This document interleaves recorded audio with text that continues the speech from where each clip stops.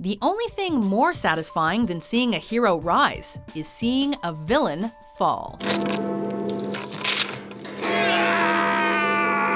Welcome to WatchMojo.com, and today we're counting down our picks for the top 10 satisfying villain deaths in Disney movies. Wait, don't!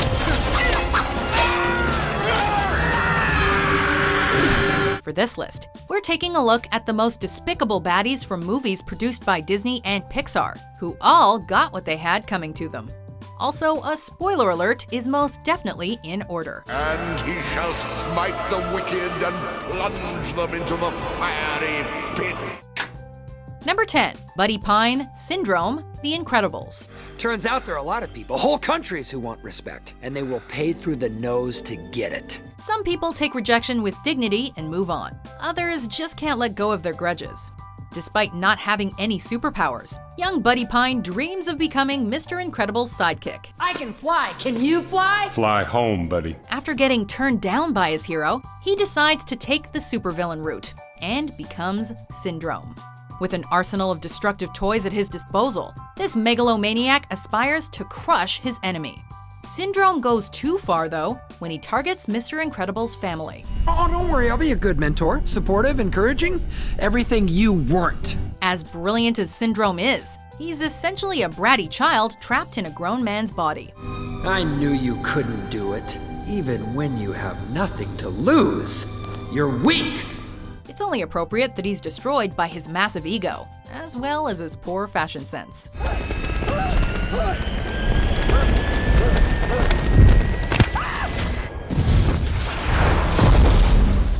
Number 9, Sykes, Oliver and Company. Oh boy, oh boy, oh boy. Big, bad, and ruthless, Sykes views himself as untouchable. So it's kind of ironic that a petty thief, a little girl, and a bunch of cute animals cause his downfall.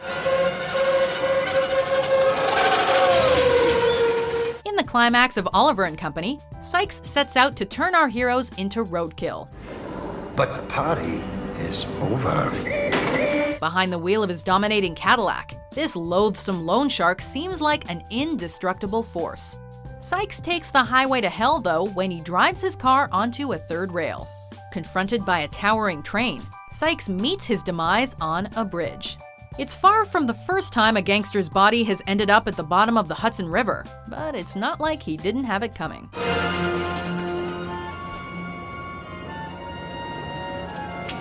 Number 8, Dr. Facilier, The Princess and the Frog. This is just a minor setback in a major operation. Disney villains have a tendency to destroy themselves with the very power they seek.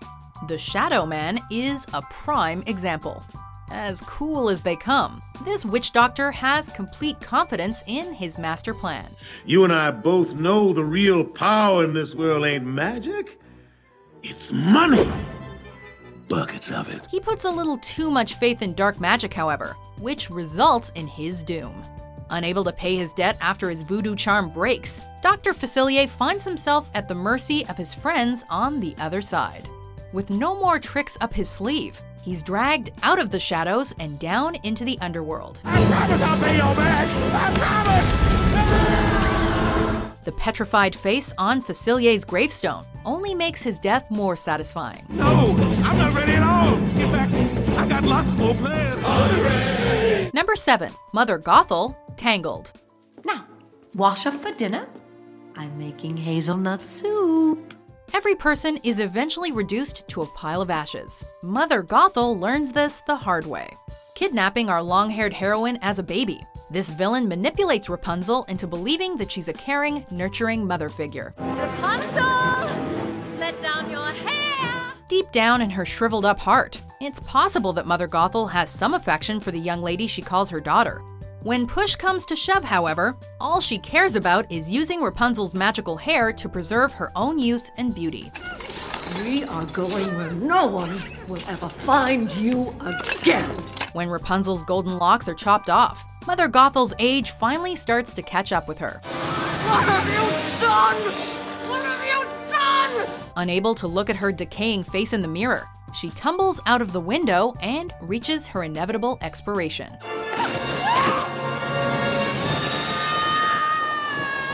Number 6. Maleficent, Sleeping Beauty. This is a pleasant surprise. Maleficent walks a fine line between being a villain we love to hate and a villain we hate to love.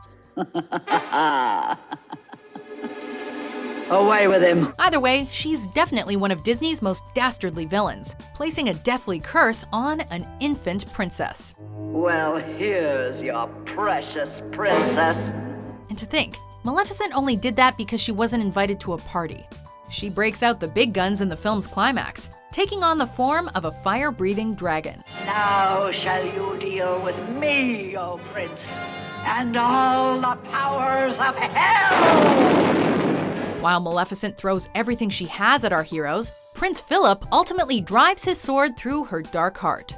Good may triumph over the mistress of all evil, but at least Maleficent went out on a high note. Number 5. The Evil Queen, Snow White and the Seven Dwarfs. Bring back her heart. It's impossible not to fall in love with Snow White. Hello there. What's the matter? Where's your mom and papa? You'd have to be completely heartless to harm such a kind, pure soul. That's exactly why we despise the Evil Queen so much. A formula to transform my beauty into ugliness. When her huntsman can't get the job done, the jealous queen uses her dark magic to transform herself into a hag and kills the innocent princess with a poison apple. And now, a special sort of death for one so fair. The wicked queen comes close to crushing the seven dwarves with a boulder as well. Fortunately, a bolt of lightning intervenes and gives Queen Grimhilda as the witch her comeuppance, after which vultures make sure there's nothing left of the queen's body. Meanwhile, the dwarves preserve Snow White's body so she may be awakened by true love's kiss.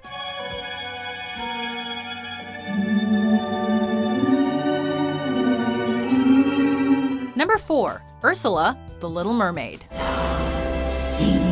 Ursula is a villain of many different faces. She can be quiet and subtle, using her magic to steal Ariel's voice and Prince Eric's heart.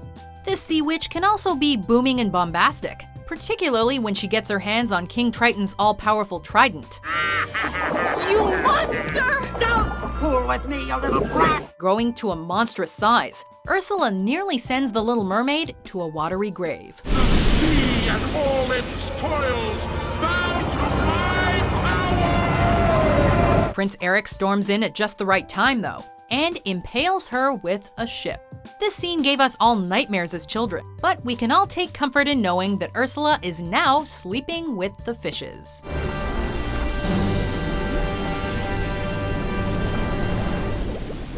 Number 3. Scar, the Lion King. Yeah. I see. Scar is a royal SOB. In order to claim the Pride Lands, this devious lion murders his older brother. Long live the king. As if that's not appalling enough, Scar also plots to kill his nephew, who's only a cub. Slipping through his uncle's claws, Simba runs away into exile. Sometime later, he returns to show Scar who the true king is. Step down, Scar. Oh, okay, well, I would, naturally. However, there is one little problem. You see them. Despite his unforgivable deeds, Scar is given a chance to run away and never return. The dethroned villain refuses to accept defeat, though, and an epic catfight ensues. As you wish, Your Majesty.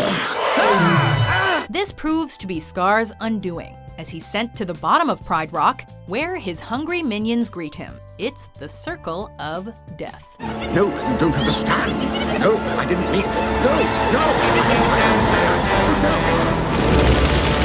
No. Number 2, Gaston, Beauty and the Beast. You know, Belle, there's not a girl in town who wouldn't love to be in your shoes.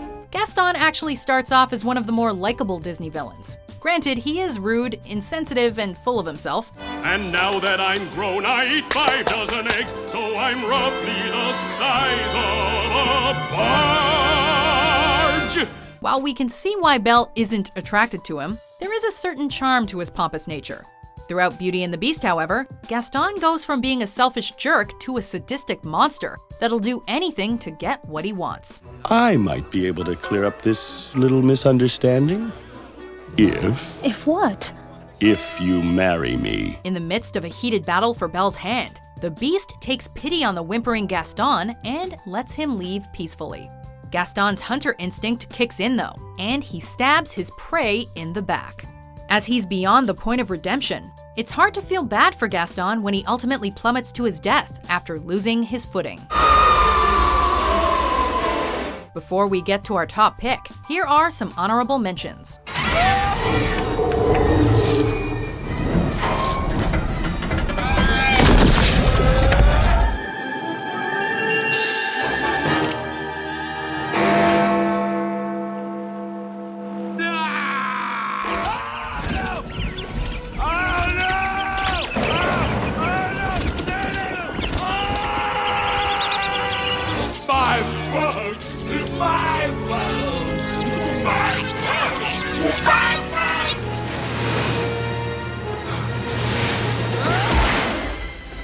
Get off the roof, get off the roof, get off the roof! Number 1. Judge Claude Frollo, the Hunchback of Notre Dame. I was just imagining a rope around that beautiful neck. Frollo just might be the biggest sinner the Mouse House has ever given us. This cruel justice minister murders an innocent mother, attempts to drown her deformed child, burns down people's homes, and lusts after a gypsy he plans to either kill or make his own. Destroy Esmeralda and let her taste the fires of hell. Although he's broken every commandment in the good book, Frollo is still convinced that all of his heinous actions are justified. Gypsies are not capable of real love. Think, boy, think of your mother. Before he can do away with Quasimodo, Frollo loses his balance atop Notre Dame and comes face to face with a devilish sight. As the flames of hell rage below, he is sent to meet his maker.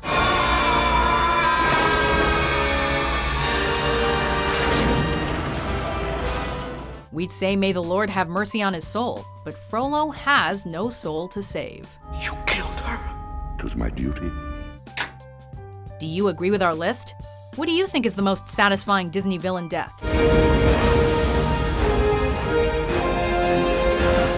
For more entertaining top 10s published every day, be sure to subscribe to WatchMojo.com. Life's full of tough choices, isn't it?